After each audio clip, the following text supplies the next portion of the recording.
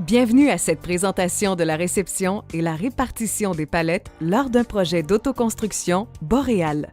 Voici une petite animation qui vous permettra de maximiser l'efficacité de votre chantier lors de la réception des palettes Boréal sur votre terrain. Assurez-vous d'avoir un accès suffisamment grand pour le passage du camion de livraison ainsi que pour le déchargement des palettes. Un formulaire d'accessibilité au chantier vous sera envoyé avant la livraison afin d'assurer la conformité de l'espace. L'espace de stockage doit être au minimum 4 fois la surface de la dalle de votre bâtiment. L'équipement de levage qui servira à décharger les palettes doit être équipé de fourches. La capacité minimale de levage doit être de minimum 5000 livres avec une portée de 12 pieds. Prévoir des morceaux de bois afin d'éviter de poser les palettes directement au sol. Cela permettra de compenser pour les inégalités du sol et protégera le matériel. Sur votre dalle, indiquez les numéros des murs en consultant votre plan fourni par Boréal tout en respectant l'orientation de votre maison. Lors du déchargement des palettes, assurez-vous de déposer les palettes identifiées avec un numéro de mur à côté du mur correspondant. À noter que plusieurs palettes peuvent être nécessaires pour fabriquer un mur selon le modèle de chalet Boréal choisi.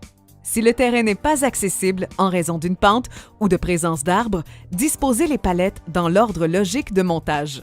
Ne pas empiler les palettes de mur les unes sur les autres, sauf si vous gardez l'équipement de levage pour toute la durée du chantier.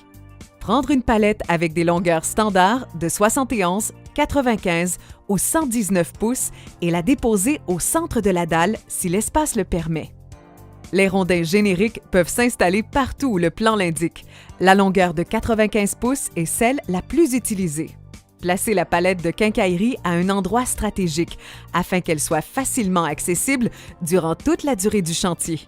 En période hivernale, il est important d'entreposer au chaud les éléments qui craignent le gel, tels que la peinture, le scellant, la teinture, etc. Entreposez les palettes de structure du toit et des escaliers à l'écart, mais dans un endroit facilement accessible par la grue ou autre équipement de levage qui sera utilisé pour les poutres.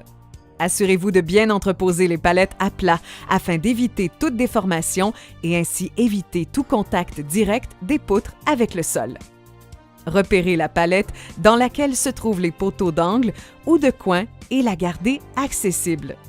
Entreposez les palettes de platelage, finition intérieure du toit et du plancher de la mezzanine à un endroit dont l'espace sera suffisamment grand pour en permettre le tri. Au moment de la pose, afin d'éviter la déformation du bois, le platelage devra être trié pour un gain de temps au montage et diminuer les pertes lors de la coupe. Cela permet également de conserver les grandes longueurs pour la mezzanine et ainsi avoir moins de joints apparents.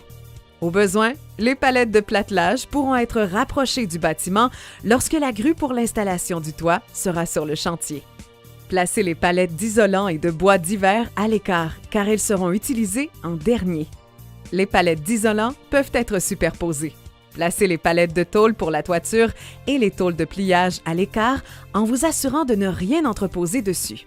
Après le déchargement, assurez-vous que les palettes sont toujours bien protégées par les toiles et sans déchirure.